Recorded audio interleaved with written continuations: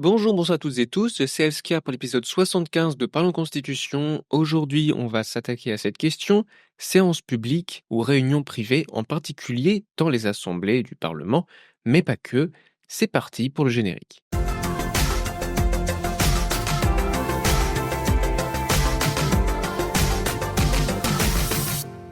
Mais de quoi parle-t-on lorsqu'on parle de publicité des débats, de séances publiques? Qu'est-ce que ça veut dire? En fait, on peut se référer d'abord à la Constitution actuelle, donc à celle de la Ve République. Il y est inscrit à l'article 33 que les séances des deux assemblées sont publiques, le compte-rendu intégral des débats est publié au journal officiel. Il faut comprendre les deux assemblées du Parlement. Leurs séances sont publiques, elles sont rendues en public, on peut y assister. Il y a un compte-rendu aussi intégral des débats qui est publié au journal officiel de la République française. Il est écrit aussi que chaque assemblée peut siéger en comité secret à la demande du Premier ministre ou d'un dixième de ses membres. Ce qu'on peut voir ici, c'est plusieurs formes de publicité des débats. Il y a d'abord le fait de rendre accessible au public une publicité dite matérielle, c'est-à-dire assister en physique depuis les tribunes de façon passive bien sûr. En fait, il y a une interdiction de participer. Mais il y a un autre type de publicité, le fait de raconter, de rendre accessible des informations sur ce qui s'est passé, rendre public, donc par des comptes rendus ou des verbatim. Verbatim, c'est tout simplement le contenu intégral des échanges, de façon exhaustive, complète et sans modification. Compte rendu ou verbatim qui peut être diffusé par la presse ou par des services officiels. Comme par exemple ici le compte rendu qui est fait directement par les services officiels de l'Assemblée nationale par exemple, ou même du Sénat, et qui est ensuite directement publié au journal officiel de la République française. On a ensuite un troisième type de publicité, c'est la publicité audiovisuelle, la radio, la télévision ou encore Internet. Bon, donc le concept est assez simple. Pourquoi on en parle seulement maintenant? Parce que j'avais besoin, dans la Constitution, de développer beaucoup d'instances, beaucoup d'organismes, d'organes, de parties du pouvoir, que ce soit des assemblées législatives ou même la justice, le CESE, la HATVP, etc., etc. On va y revenir après. On verra est-ce que séance publique ou réunion privée il doit y avoir. On va y revenir, mais d'abord, il faut d'abord voir le secret. Le secret, on en avait parlé en détail lors de l'épisode 74.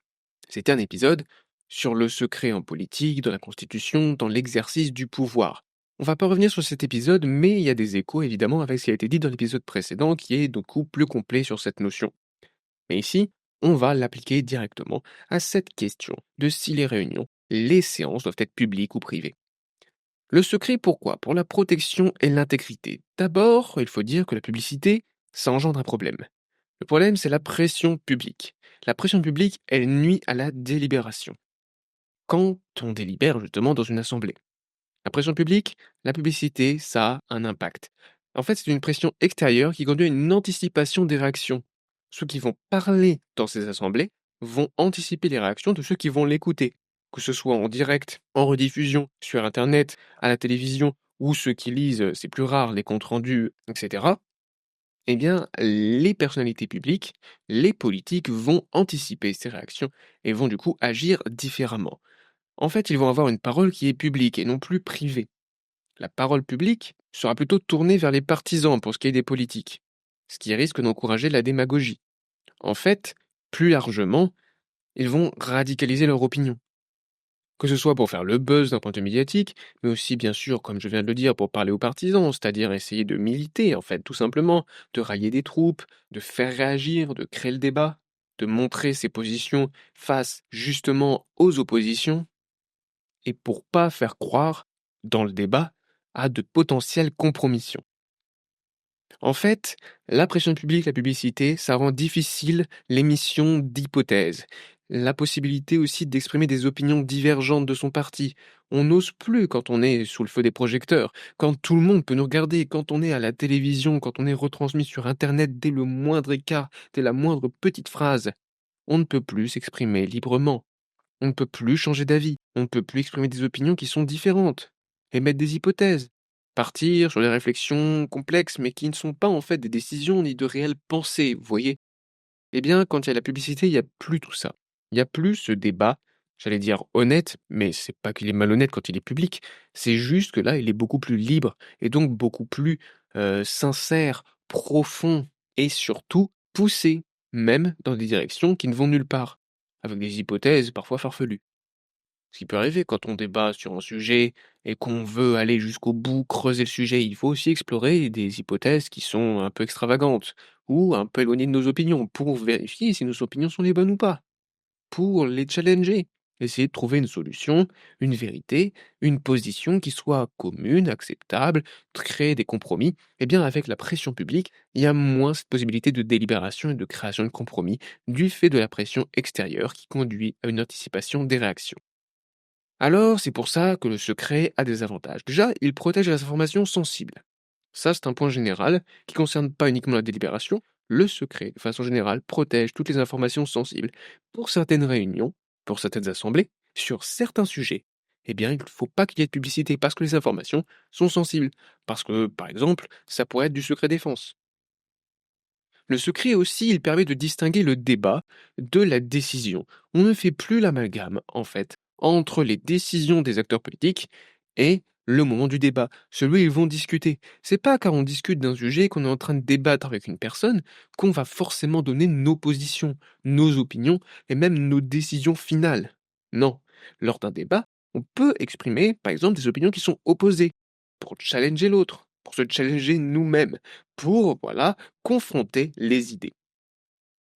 Et bien sûr, cette distinction entre le débat et la décision permet de conserver la surprise de l'annonce de la décision. Si on a accès au débat, s'il y a une publicité, on pourra savoir à l'avance ou anticiper en grande partie, pas complètement, hein, avant la décision finale, le dernier vote dans une assemblée par exemple, on ne peut pas vraiment savoir la décision finale, mais on peut commencer à la deviner. Et si c'est pas soumis à vote, si c'est par exemple au gouvernement, on pourrait avoir les décisions avant même qu'elles soient réellement décidées. Donc on perd la surprise de l'annonce. Dans la plupart des domaines, c'est pas très important. Mais sur certains sujets politiques bien précis, la surprise de l'annonce, une annonce forte, directe, unique, à un moment T qu'on ne peut pas anticiper, c'est important.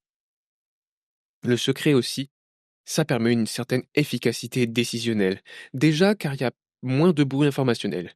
Ça veut dire, tout simplement, qu'il y a moins de débats autour de ce qu'on dit, qu'il y a moins d'informations à gérer quand on débat, puisqu'on n'a pas à anticiper les réactions extérieures, on n'a pas, quand on sort par exemple de l'Assemblée, des dizaines de journalistes qui vont nous poser des questions sur ce qu'on vient de dire, alors que le débat n'est pas complètement fini, que c'était juste une pause. Bref, il y a trop d'informations. Là, il y a une efficacité décisionnelle, il y a une possibilité de délibération pleine et entière, sans pression extérieure, et on peut clairement se concentrer sur le sujet du débat. Aussi, le secret permet, dans cette idée d'efficacité décisionnelle, ça permet une décision, je viens de le dire, une décision claire, unie, cohérente et donc forte. La surprise de l'annonce crée de la force. La cohérence d'une décision dont on ne connaît pas toutes les divergences au sein du groupe qu'il y a pu avoir avant. Puisque oui, quand il y a du secret au sein d'un groupe et que le groupe décide quelque chose, on n'a pas accès, à cause du secret, ou grâce au secret, ça dépend du point de vue, mais on n'a pas accès aux hésitations qu'il y avait avant. Donc, il y a une apparence de cohérence, ou en tout cas une cohérence finale dans la décision. Et donc, ça montre que l'ensemble du groupe fait corps. L'ensemble des personnes qui ont décidé, qui ont eu cette réunion, vont être alignées, vont paraître alignées d'un point de vue extérieur. La décision sera aussi plus claire, car il n'y aura pas de débat sur ce qui s'est passé lors de la délibération. On n'aura que le point de vue final. Donc ça, ce sont les avantages du secret pour ce qui est des différentes réunions.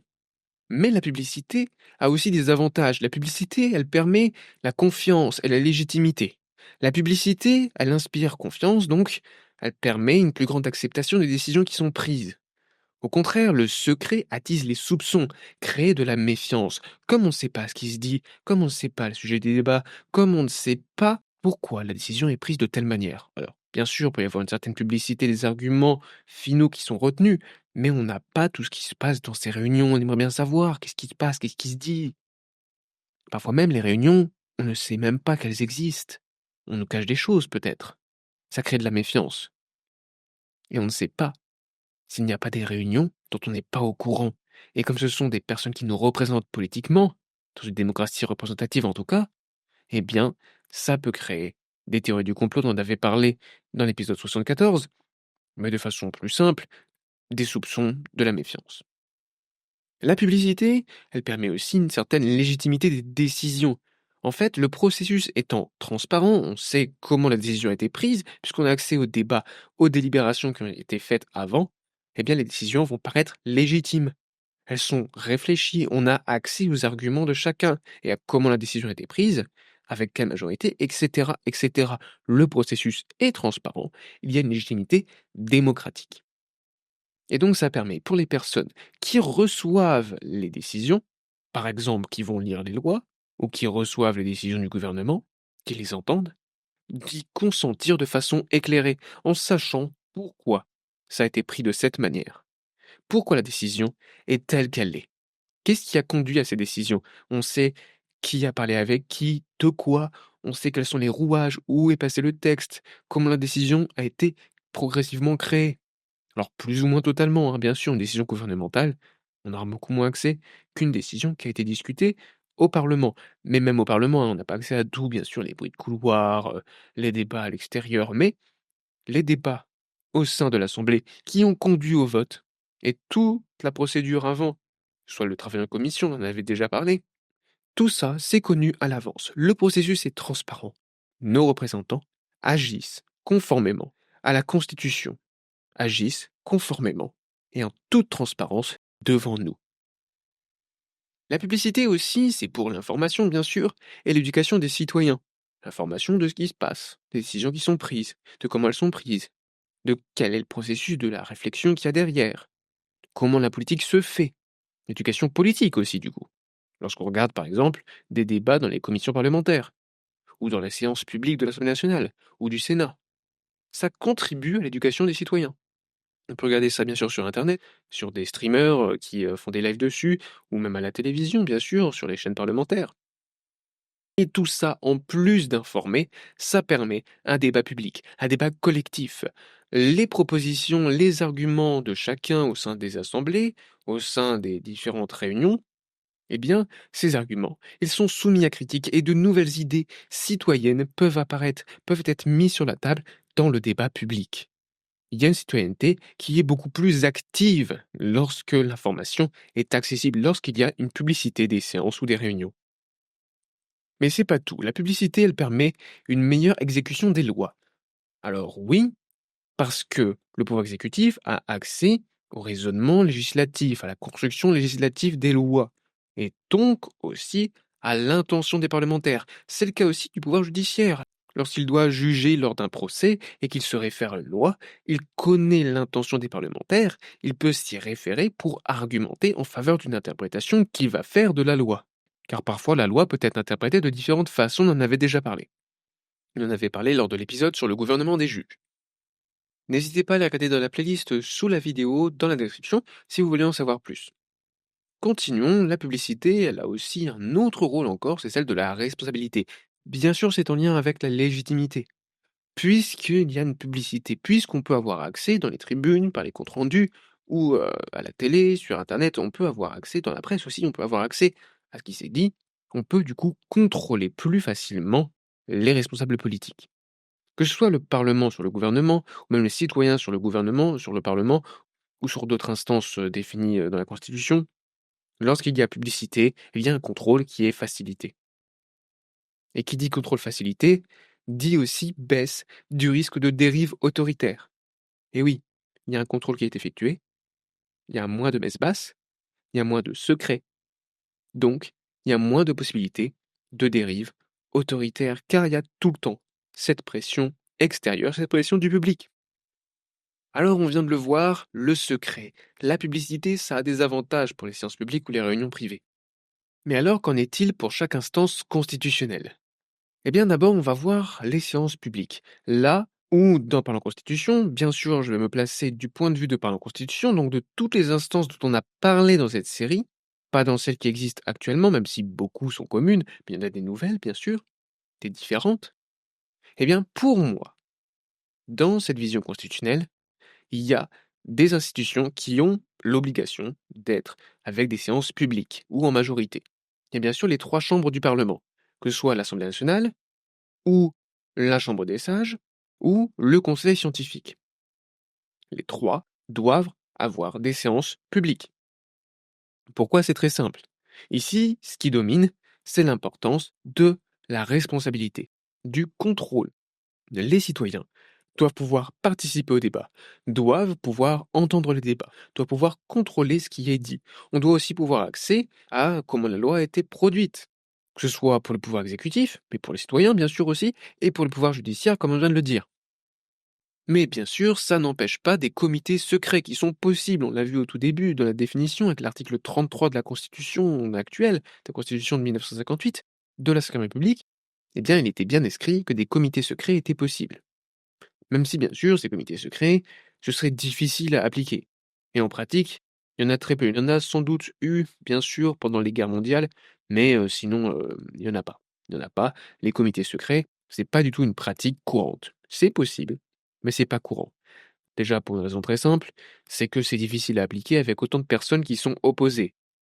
Et oui, il y a plein de personnes qui ne sont pas dans les mêmes partis politiques et qui ont intérêt à faire fuiter des informations, surtout quand les débats ne sont pas des débats unis pour la défense de la nation, du pays, mais ce sont des débats politiques sur des sujets bien précis. Il peut y avoir un intérêt, et même il y a souvent un intérêt, à divulguer des petites phrases dites par des opposants politiques, donc de les divulguer dans la presse. Bien, donc les 3 chambres du Parlement, séance publique. Il y a aussi la justice. Dans la justice, les procès sont publics. J'insiste bien, les procès, pas toute la procédure est publique, mais les procès sont publics. On peut aller au tribunal et accéder à un procès. C'est possible. Les procès sont rendus publiquement. Aussi, autre point important, les assemblées des collectivités territoriales. Pour les mêmes raisons, mais ici à l'échelon local, pour les mêmes raisons que pour le Parlement, il y a des représentants, des électeurs qui débattent de décisions locales qui sont prises par les assemblées locales. Il y a un contrôle qui doit être possible par bien sûr les citoyens, mais aussi s'il y a un problème, par des juridictions. Et encore une fois, le huis clos est possible aussi. Il y a des conditions, pour mettre en place un huis clos, il faut un vote au sein du conseil municipal, départemental ou régional. Il y a toute une procédure qui doit être respectée, mais le huis clos est possible également, comme pour le Parlement. Enfin, quatrième instance constitutionnelle dont il est important qu'il y ait des séances publiques, c'est la commission du test de l'intérêt pour le politique. Si vous avez bien suivi toute la série, vous le savez, pour moi, il doit y avoir une citoyenneté active et une citoyenneté passive, avec un test de l'intérêt pour le politique qui est passé de façon plus ou moins régulière, on en a fait parler, et il y a une commission qui écrit les questions, qui crée les questions de ce test. Cette commission, elle doit avoir des séances publiques. Tout le monde doit y avoir accès dans les tribunes, bien sûr de façon passive encore une fois, ou en rediffusion. Que ce soit les comptes rendus, bien sûr, ou audiovisuel, télévision, radio, internet, comme je l'ai dit au début. Pourquoi ça? Car ça touche au cœur de la citoyenneté, de comment est-ce qu'on devient citoyen. Donc c'est extrêmement important. Donc encore une fois, c'est pour le contrôle, pour la responsabilité, pour la compréhension des décisions qui sont prises, pour la compréhension des questions qui sont posées dans le test de l'intérêt pour le politique. Savoir pourquoi est-ce qu'ils ont mis telle question. Quel est leur raisonnement derrière. Bien donc ça, ce sont les instances constitutionnelles où il faut obligatoirement des séances publiques. Ensuite, il y a quelques-unes où la publicité est facultative. Elle peut l'être par des comptes rendus, mais pas nécessairement par des retransmissions ou des verbatims, pas par un compte rendu qui soit détaillé. Ça peut être des décisions qui sont argumentées, un compte rendu général de ce qui a été discuté, mais il peut ne pas y avoir, pas nécessairement, accès à ce qui s'est dit exactement, ou même accès aux réunions, aux séances. En fait, je pense particulièrement au CESE, au Conseil économique, social et environnemental. C'est pas obligé pour lui.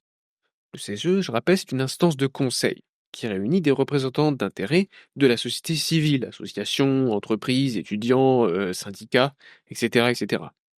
Donc pour eux, c'est pas obligatoire. Bien sûr, le conseil est motivé, mais comme ils prennent pas de décision à proprement parler, la publicité n'est pas trop réglementée et je pense pas que ce soit un problème. Pour eux, c'est facultatif.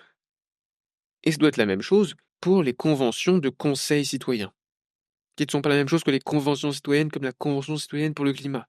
Ici, ça s'appelle conventions de conseil citoyen. Pourquoi? Pour bien dire que ce sont des conventions de conseil, que donc elles conseillent ces conventions. Il n'y a pas une obligation de suivre après. C'est clair dès le début que ce n'est que du conseil citoyen. Ce qui ne veut pas dire que leur travail sera inintéressant et inutile. Non. Les rapports, les études qu'ils vont faire, les propositions qu'ils vont mettre en avant vont pouvoir être reprises. Si ce n'est pas par les politiques en place, ça peut être par des partis ou par les citoyens eux-mêmes. Et bref, pour eux, la publicité est facultative. Ça peut être la publicité, voilà, la présence, d'autres citoyens qui ne sont pas dans la convention de conseil citoyen, lors des tribunes pour les séances publiques, mais lorsqu'ils se réunissent en petits groupes de travail, que ce soit bien à huis clos, en secret, pour qu'ils puissent réfléchir calmement, sans pression extérieure, qu'ils puissent émettre des hypothèses, réfléchir, aller dans des propositions farfelues, dire des grosses bêtises, hein, bien sûr. La liberté de dire des bêtises, c'est important dans un débat, dans une réflexion. Il faut pouvoir avoir des fausses pistes. Il faut pouvoir explorer des pistes. Et donc voilà, pour leurs petites réunions, pour leur groupe de travail, c'est possible qu'il y ait des huis clos, qu'il y ait du secret, il n'y a pas de problème. Ensuite, on a les réunions privées, les réunions secrètes, les instances qui sont surtout, voire tout le temps pour certaines, en réunion privée. Je pense en particulier au gouvernement. Le Conseil des ministres se tient en privé. On n'a pas accès au compte-rendu détaillé. On peut avoir un compte-rendu, mais il n'est pas détaillé. On n'a pas accès en vidéo, on ne peut pas y aller physiquement non plus. Pourquoi? Pour garantir une solidarité gouvernementale. Le gouvernement prend ses décisions lors d'un Conseil des ministres et il doit le prendre d'une seule et même voix. Donc on n'a pas accès à ce qui se dit à l'intérieur. Aussi, si ce sont des réactions, puisque c'est le pouvoir exécutif, si ce sont des réactions à une actualité chaude, il ne faut pas savoir ce qui s'est dit avant. Car répondre à l'actualité, ça peut être devoir annoncer des choses graves, toucher des personnes. Et donc, ce qui peut se dire avant dans la délibération, ça peut être des grosses bêtises, des mauvaises pistes, qui ne vont pas être très rapidement écartées, peut-être. Mais, si elles sont connues, elles ne seront même pas explorées, elles ne seront pas dites, le débat, la délibération libre ne sera pas possible, et surtout, ça pourra avoir des conséquences négatives à la fois sur la réputation du gouvernement, sur sa crédibilité, mais aussi sur les victimes d'un attentat, par exemple, ou d'un accident très très grave. Si on sait ce qui se dit au Conseil des ministres, peut-être qu'il se dit des bêtises. Avant d'avoir une décision réfléchie, peut-être qu'il y a des grosses bêtises qui sont dites. Peut-être qu'ils envisagent des pistes des décisions qui sont très vite écartées, mais qui étaient mauvaises et potentiellement blessantes pour les victimes. Alors c'est un exemple parmi d'autres, mais c'est pour vraiment insister sur le fait que les réunions du Conseil des ministres doivent être privées. Ce qui n'empêche pas le contrôle évidemment ensuite des décisions par le Parlement et bien sûr par les citoyens.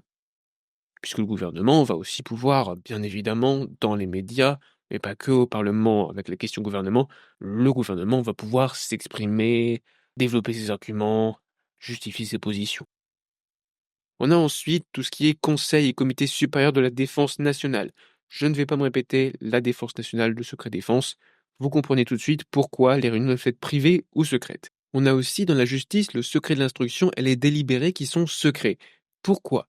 Le secret d'instruction, on en a parlé dans l'épisode précédent, c'est pour éviter que le contenu du dossier qui va ensuite être utilisé lors du procès soit altéré parce que des personnes ont eu connaissance d'informations dans ce dossier. Un exemple très simple que je vais donner dans le précédent épisode, c'est bien sûr les témoins.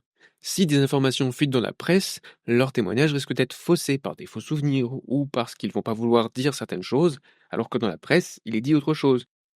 Les délibérés aussi doivent être secrets, c'est-à-dire après le procès, juste avant la décision. Les juges ou les jurys vont se retrouver à huis clos, en secret. Ils vont pouvoir du coup discuter librement, sans pression extérieure, et rendre la décision qui, selon eux, sera la plus juste, sans pression publique. Et ça, c'est vraiment important. La Cour constitutionnelle aussi, pour les mêmes raisons, et encore plus, parce qu'elle va juger de la conformité à la Constitution. Il peut y avoir des audiences publiques, mais le délibéré sera toujours secret, même si bien sûr les décisions, encore une fois, sont argumentées. Mais pour que la Constitution garde sa pleine force, sa pleine unité, les débats autour de la Constitution par une instance aussi importante que la Cour constitutionnelle, ça doit être, en tout cas quand ils prennent des décisions, ça doit être à huis clos, ça doit être en privé. Déjà pour pas affaiblir la force de la décision. Décision qui peut impacter des pouvoirs très importants et très influents, pouvoir législatif, pouvoir exécutif ou d'autres pouvoirs. On a ensuite le Conseil supérieur de la magistrature, le CSM, qui a différents rôles. Je vais pas revenir dessus, mais par exemple, pour la nomination de juges à de hautes fonctions, c'est important qu'ils puissent discuter du bien fondé de telle ou telle candidature en privé. Déjà pour pas évoquer, exposer des personnes qui finalement ne seront pas retenues, ou d'être soumis à une pression extérieure quant à la nomination de certaines personnes. Pareil lorsqu'ils doivent, envisager des sanctions contre certains magistrats, qu'il n'ait pas de pression. Donc c'est important aussi pour eux que les réunions soient privées. Pour le Conseil d'État, c'est pareil. Le Conseil d'État, déjà pour ce qui est sa mission de conseil, ses études, bien sûr, le rapport final peut être public, même bien souvent il est public, mais tout le processus en amont ne l'est pas. Pareil, le délibéré, il ne l'est pas non plus. Mais je l'ai mis ici en plus de la justice simplement parce qu'il a une mission particulière aussi de conseil du gouvernement, et pas que, hein, de conseil en général aussi pour le Parlement s'il le souhaite. Et donc c'est important pour moi de souligner aussi que pour lui, pour le Conseil d'État, les réunions doivent être privées. On a aussi la commission des requêtes, donc là c'est pour la responsabilité pénale du gouvernement. C'est la commission qui va décider si une requête pour mettre en cause la responsabilité pénale du gouvernement doit être entendue ou pas. Vérifier son sérieux. Eh bien, pareil, eux, leurs délibérés sont en privé. La haute cour aussi prend ses décisions en privé, même si bien sûr la décision est publique et argumentée. La haute cour, c'est pour la responsabilité assez particulière du président de la République. Je reviens pas là-dessus, on en a parlé dans l'épisode sur la responsabilité pénale de l'exécutif. Ensuite, on a la Cour des comptes. La Cour des comptes, sauf lorsqu'il y a des procès pour un contentieux financier, pareil, la Cour des comptes, elle, avant de faire ses rapports, elle décide, elle délibère en privé. Le défenseur des droits, c'est la même chose. Ses décisions sont publiques, les rapports sont publics, mais lorsqu'il y a des discussions avant, que ce soit au sein de l'institution ou même avec des victimes potentielles, eh bien, pour conserver l'anonymat, le secret des personnes qui peuvent être mises en cause, et pour que le défenseur des droits puisse prendre ses décisions, ses recommandations, ses rapports, etc., en toute liberté, eh bien, il faut du secret, il faut que les réunions soient privées. Mais aussi, là, j'y pense pour tout ce qui est défense des lanceurs d'alerte, bien sûr.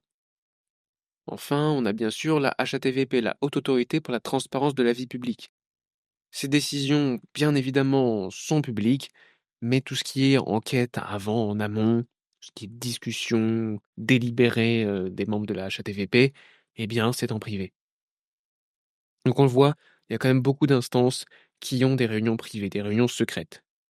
Et c'est car pour beaucoup, elles doivent délibérer sur des cas importants. Ou alors, elles doivent créer des rapports. Et donc, en amont, les réunions sont privées pour qu'il n'y ait pas d'interférence dans le rapport. Je pense particulièrement à la Cour des comptes, mais aussi aux défenseurs des droits, ou au Conseil d'État. Bien, donc si on reprend les différents arguments pour ou contre les séances publiques, pour ou contre les réunions privées. D'un côté, on a les séances publiques, de l'autre, les réunions privées. Pour les séances publiques, il y a des avantages importants. La confiance, la légitimité avec le processus qui est transparent, l'information, le débat public et donc une possibilité de citoyenneté plus active. Il y a aussi un contrôle qui est facilité, donc une baisse du risque autoritaire. Par contre, il y a la pression. Il y a une pression du public. Il y a une pression publique et une pression extérieure. Donc la délibération est plus difficile, car les acteurs vont anticiper des réactions, les personnalités publiques, les personnalités politiques vont anticiper les réactions des partisans, du public, et vont pas oser, par exemple, émettre des hypothèses ou changer d'avis. Donc de l'autre côté, on a les réunions privées, où la délibération est plus libre. On peut changer d'avis, on peut émettre des hypothèses, on peut émettre des opinions, énoncer des opinions qui sont contraires à la ligne du parti, par exemple. Ça permet aussi de protéger des informations sensibles. Ça permet aussi une décision qui sera distincte de la délibération. Elle sera plus claire et ça permet une cohérence de l'Assemblée, du groupe qui doit débattre et qui doit délibérer pour prendre une décision, comme par exemple le gouvernement. Mais par contre, il peut y avoir de la méfiance. Ça engendre des soupçons, parce qu'on ne sait pas ce qui se dit. Et donc, les réunions privées, les séances publiques, ça a des avantages et des inconvénients. Et pour moi, pour les différentes instances, on a les séances publiques pour les trois chambres du Parlement, les procès publics, les assemblées locales, la commission du test de l'intérêt pour le politique. On a une publicité qui est facultative pour le CESE et les conventions de conseil citoyen, et on a des réunions privées secrètes pour Conseil des ministres, Conseil et Comité supérieur de la défense nationale, instruction et délibéré donc dans le cadre des procès, au niveau de la Cour constitutionnelle aussi, du Conseil supérieur de la magistrature, du Conseil d'État, de la Commission des requêtes, de la Haute Cour, de la Cour des comptes, du Défenseur des droits et de la Haute Autorité pour la transparence de la vie publique. Donc merci à toutes et tous d'avoir regardé cet épisode jusqu'au bout. La prochaine fois, on change de sujet, on parlera de la révision constitutionnelle. Et oui, après autant d'épisodes, on a dit beaucoup de choses sur cette constitution qu'on a construit ensemble au cours de ces épisodes. Je vous ai exprimé mes différents arguments, mes points de vue, comment, quel est le sujet, pourquoi est-ce qu'il faut prendre ces décisions, pourquoi, quels sont les avantages, les inconvénients, les points positifs, les points négatifs, quelle décision j'ai finalement prise. Et donc, on commence à arriver à une constitution bien complète. Et la prochaine fois, on va se poser la question de comment est-ce que cette constitution prévoirait sa propre révision. Comment, pour moi, la Constitution peut être révisée? Comment cette Constitution pourrait être modifiée à l'avenir? Quelle est la procédure? Qui peut déclencher cette procédure? Qui vote? Etc. etc. On commencera à en parler lors de l'épisode 76 de Parlons Constitution. Merci encore une fois à tous et tous d'avoir regardé cet épisode. N'hésitez pas à liker, à mettre des commentaires, à débattre dans le respect bien sûr. Merci, c'était le Scare, et à la prochaine!